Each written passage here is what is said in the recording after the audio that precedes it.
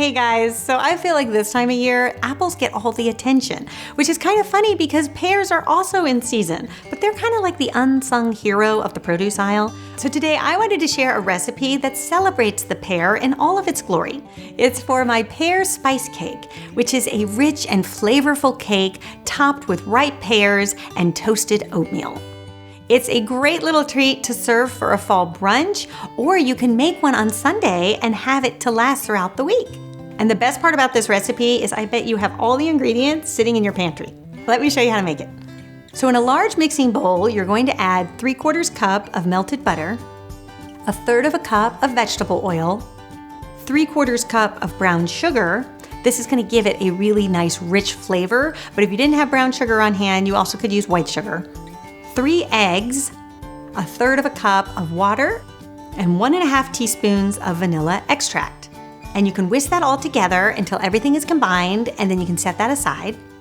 And then in a medium-sized bowl, we're going to add 1 3/4 cup of all-purpose flour, 1.5 teaspoons of baking soda, and 1/2 teaspoon of salt. And then we're also going to add 4 different types of spices. And this time of year, these are the spices that I load up on because they're the kinds of spices that will take you all through Thanksgiving and Christmas. If you have these 4 spices on hand, you cannot go wrong. You can make most holiday recipes. And they are a teaspoon of ground cinnamon, 1/4 teaspoon of ground ginger, 1/4 teaspoon of ground nutmeg, and 1/8 teaspoon of ground cloves. And then you can mix that all together until that's combined. And then you're slowly going to add the flour mixture to your wet ingredients, just in thirds, whisking until everything is incorporated. Then we are going to pour this batter into our prepared loaf pan that has just been sprayed with some baking spray. And anytime I am pouring something into a loaf pan, I think the easiest way to do it is to pick up the bowl and just pour it towards you, right in the center, and let gravity do its work. And once you get to the end, just take a spatula and scrape the bowl. It's just a little easier that way than trying to come at it from different angles. Then next we're going to top our batter with some pears. So this time of year there are so many varieties of pears, and the good news is you really can use any kind you like. I'm working with a Bartlett pear. The only thing is make sure your pears are nice and ripe because then they'll be nice and tender once they bake in the bread. And I think the easiest way to cut a pear is just to cut off all of its hips. So just go around the side and slice until you have a little square core left. Then you're going to take the cut pear, just put it down on your board and slice it. About 1/4 inch slices will do the trick. Then you're going to take 2 pears at a time and place them on top of the batter. Just press them in a little bit so they can stand up on their own. And I like to do this in overlapping fashion all the way down the bread.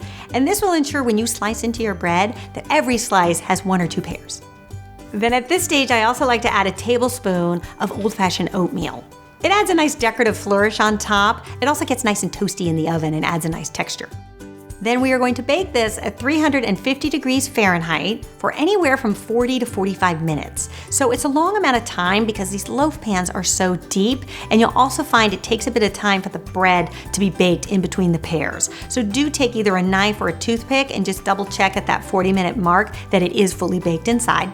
And then if I'm serving this for a brunch, I also just like to give it a little dusting with some powdered sugar. And you will see, you will have one beautiful fall baked good. It's just the perfect little breakfast bread to enjoy either with a cup of tea or a cup of coffee before you head off to work or school. Now, if you really have your heart set on something made with apples, you also can try the distant cousin to this bread, my apple spice cake. You can click that annotation and I'll see you over there and I'll show you how to make that one.